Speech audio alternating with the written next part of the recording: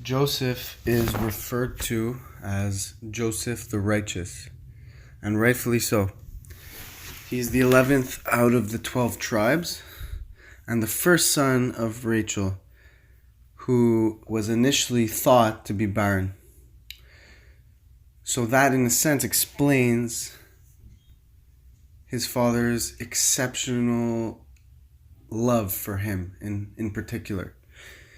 Partly due to his mother's initial inability to have children, and also due to his exceptional qualities.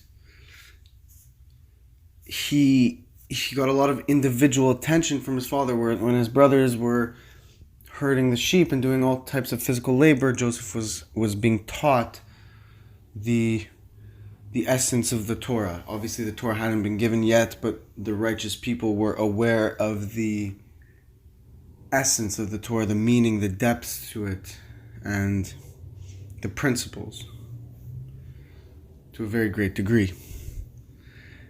And as we know, the 12 tribes are the 12 sons of Jacob, and they're all righteous, and they're all exceptional characters, and they're actually the fathers of our nation, the Jewish nation.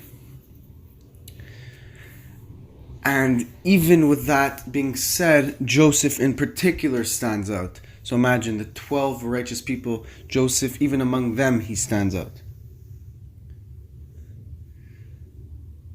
That is something quite astonishing, that among those 12 completely incredible, righteous people, he in particular stands out. As we know, at the age of 17 years old, he was taken from Eretz Israel, from the land of Israel, to Egypt, to the darkness of Egypt. And yet, he is still called righteous.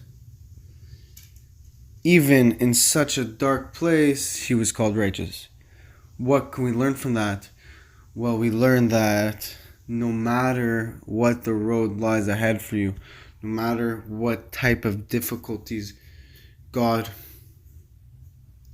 has planned for you, He still believes in you to be righteous. And that was the case with Joseph. He went to Egypt, the darkest of darkest places, where the Yetzer Hara was literally surrounding him, and yet he stayed strong, he stayed righteous, and ultimately saved the world.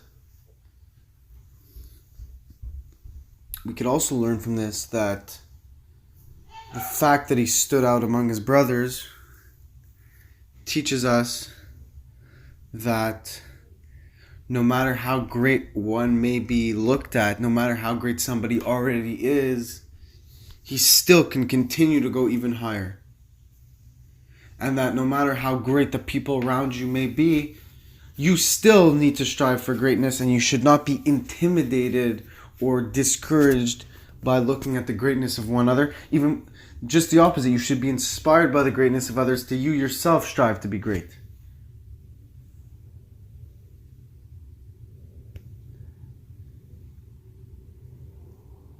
Joseph, if you're aware of the story, was reunited with his brothers in a dramatic way. And the brothers felt awful about what had happened. But ultimately, it was Hashem's will to be able to bring the nation of Israel down to Egypt.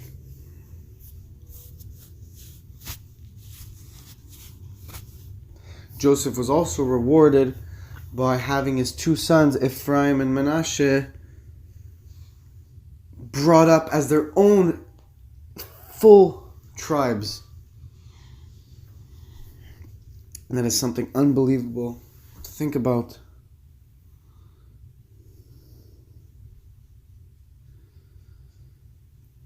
And Joseph stayed strong, and ultimately he was rewarded. He became the viceroy of Egypt. He guided the people. They saw his greatness. The Gentiles recognized the divine power given to, I wouldn't say actually to the extent, divine power, how could I put it? The Ruach HaKodesh, and even more than Ruach HaKodesh, the Spirit of God rested upon Joseph, in a sense. He had an incredible connection to God. He was able to interpret dreams. He was truly blessed by God. He was able to interpret people's dreams to the core. He was such a righteous man, where he was sold into slavery. Everything was against him. He went to a dark place. Could you imagine at 17 years old, your brother sold you. You no longer could see your parents. Your mom passed away. You're gone. You're taken as a slave to a foreign land.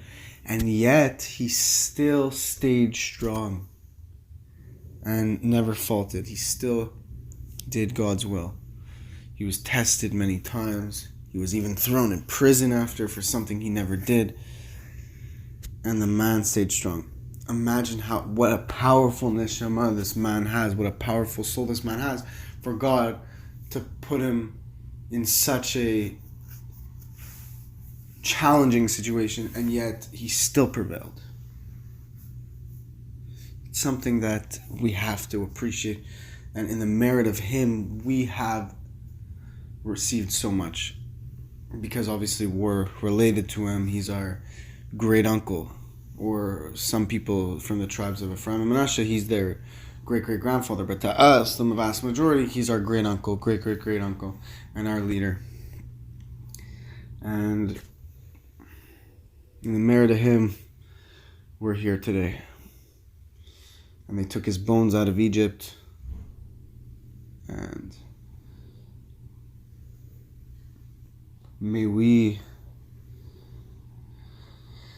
resemble him in any way, shape, or form. May you all have an amazing Shavua Tov. Thank you so much for watching. God bless you.